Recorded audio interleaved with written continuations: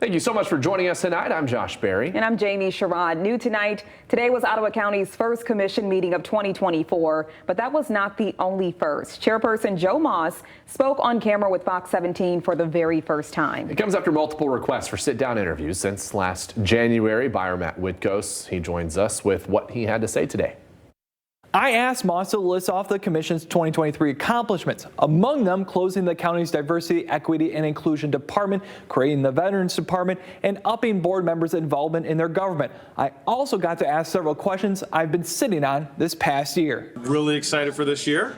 Looking forward to it. Really thankful for the efforts of the board members. Ottawa County Chairperson Joe Moss speaking with Fox 17 Tuesday for just over 12 minutes, the first on-camera interview after a year of requests. What do you think were accomplishments made by the board majority?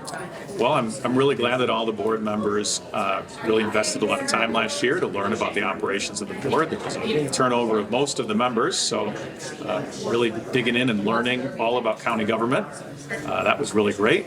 I'm really glad that we abolished the DEI department. Another accomplishment, creating the county's new Veterans Department. What we're really looking to do is just build and expand on that, really focus on serving veterans, into the future. At Tuesday's County Commission meeting, Jason Schenkel was named as the department's new director. He's a 23-year Army veteran and a former employee with the Department of Labor and the Department of Veteran Affairs. Schenkel says he's ready to get to work. Big thing is going to be a needs-based assessment. I really need to dig deep to see what we need and what our veterans and families of Ottawa County needs.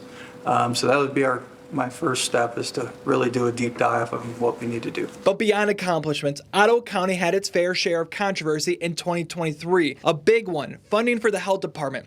During a meeting in August, Moss suggested dropping the public health budget down to pre-COVID levels with a $2.5 million general fund contribution and no COVID grants.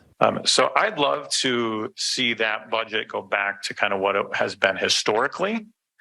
Maybe put it down towards 2.5 in the general fund allocation. Ultimately, that amount was upped after outcry. Where did that $2.5 million come from? That came from Adeline Hambly. She provided some graphs and some other notes in the very beginning, and 2.5 was an average of the numbers that she had given. And so we just started, kind of start at the base and build our way up. You said during the meeting it came from you looking online. Right, yeah. She had sent information via email, and I also pulled information from all of the past budgets. Fox 17 hasn't seen the email Moss is referencing. There's also been back and forth with the county's health officer. Adeline Hambly sued in February 2023 after the commissioners voted 7-1 to demote her to interim. Commission held a 2-day hearing in November to consider whether to remove her from office. But instead of voting on that, Moss moved to, quote, accept council's recommendation regarding litigation and settlement activities in the case of Hambly v. Ottawa County as addressed during closed session.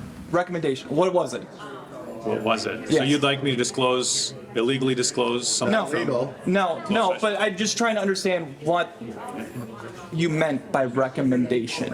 Well, if you have any other questions, I'd be happy to answer, but I have an 11 o'clock I have to get to. No answers there, but we do know there's an ongoing legal fight over whether Hambly and the county agreed to a $4 million settlement. Meanwhile, I also asked Moss about the childhood innocence resolution passed in June 2023. Commissioners Doug Zylstra and Roger Bergman voted against it and are now facing recall efforts as a result. We want to make sure that money is spent well, in a neutral manner, supporting families, supporting, fulfilling the role of government, and making sure that there are no funds spent on the sexualization of children.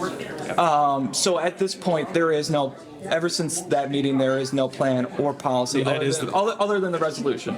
The resolution speaks for itself, yes. The Commission's Ottawa Impact Majority has also faced criticism for hiring Coleman the Legal Group as corporate counsel without putting out a bid. According to the numbers tallied by Fox 17, the firm has billed the county around $426,000 since they were brought in January 2023. The group has also charged over $150,000 to represent the county in lawsuits. Moss says he supports their work. I really appreciate their expertise. I like their perspective. They're focused on supporting the Constitution, and they really are looking at being excellent in their work. And so I appreciate that. Moss does have a business partner who is related to David Coleman. He's one of the lead attorneys at the firm. I trust my business partner. I was looking for someone else we could trust. And when I realized that it was possible we might be able to work with one of the top law firms in the state, that was a no-brainer. Again, there was a lot of ground covered during our 12-minute long interview. You can watch the full video on our website. Tomorrow actually marks 1 year since the new commission was sworn in and started implementing changes. Tomorrow night at 10/11, we compare Ottawa Impact's campaign promises to outcomes this last year. In studio, Matt Whitkos, Fox 17 News.